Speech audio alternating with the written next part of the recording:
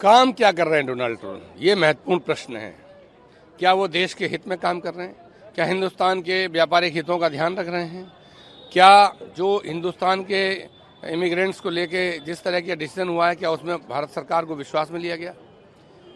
प्रधानमंत्री मोदी इतना अपनी दोस्ती और अपनी स्टेटमेंटशिप का ढिढोरा पीट चुके हैं कि उनका नाम, उनकी मजबूरी है डोनाल्ड ट्रंप से मिलना। और क्या आशा करते हैं? अगर डोनाल्ड ट्रंप के यहाँ प्रधानमंत्री जाएंगे तो क्या उनके मुंह पे कोई बुराई की जाएगी? लेकिन जो सरकार का यूएसए की नई सरकार जो बनी है, उसका जो वहाँ के प्रेसिडेंट का रवैया है, वो हिंदुस्तान को के लोगों को शर्म से सर झुका रहा है। इस तरह का सरेंडर पिछले बहुत लंबे समय तक हिंदुस्तान की सरकार का नहीं देखा गया, जैसा प्रधानमंत्री मोदी ने किया है।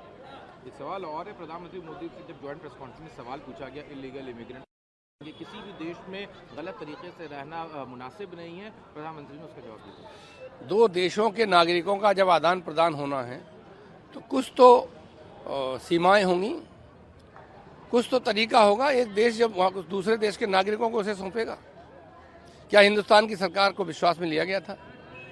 क्या किसी जिम्मेदार अधिकारी को कह के हवाले किया गया था? क्या उन्हें वॉर प्रिजनर्स की तरह जिस तरह लाया गया? ये सब शर्मनाक बातें हैं।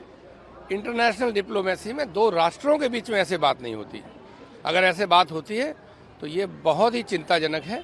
और जो भी लोग इसकी वाहवाही कर रहे हैं वो अपनी पुरानी चीज़ों को याद करें कि किस तरीके से राष्ट्रहित और नेशनलिटी और राष्ट्रीयता पे जिस तरह की बड़े बड़े दावे करते रहे भाजपा और उनके लोग, उनके हिसाब से ये निम्नतम स्तर है जिस पे एक सरकार जा सकती है और इस तरीके से कवर अप दे सकती है।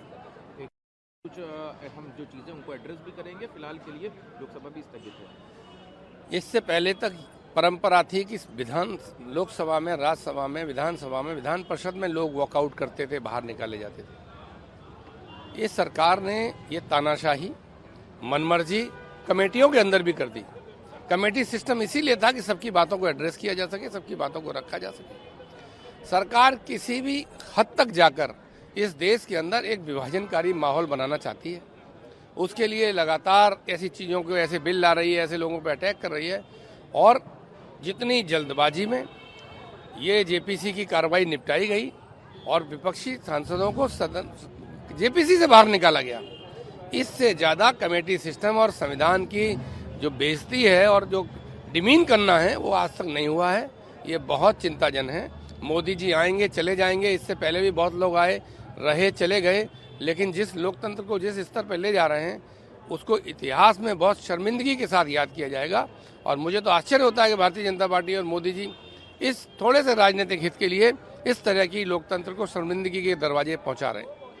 सर, मणिपुर में है आप असेंबली कुछ वक्त बाद इलेक्शन होगा, क्या लगता है नॉर्मलसी रिस्टोर हो पाएगी मणिपुर में इस्तीफे और प्रेसिडेंट के साथ साथ? किसी को भी लंबे समय तक जनहित के और सामान्य प्रशासन के नियमों को ताक पर रख के मुख्यमंत्री बनाए रखना या इस्तीफा लेना, दोनों से कोई नॉर्मलसी नहीं आती। नॉर्मलसी संवाद से आती है, नॉर्मलसी सामाजिक मुद्दों को एड्रेस करने की आती है। वो भारतीय जनता पार्टी ने नहीं किया है। तरह तरह की थ्योरीज चल रही हैं कि क्यों रातों रात हटाया गया, आप लोग भी जानते हैं। और ये लोकतंत्र को कि खिलौना समझे कि जब मर्जी आई बना दो, जब मर्जी आई हटा दो। क्यों बना दो, क्यों हटा दो?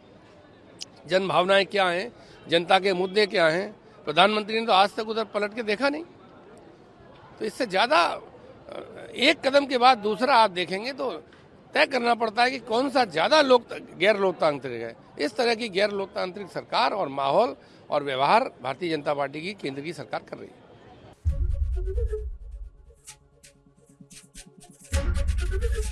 एबीपी गंगा, खबर आपकी, जुबान आपकी।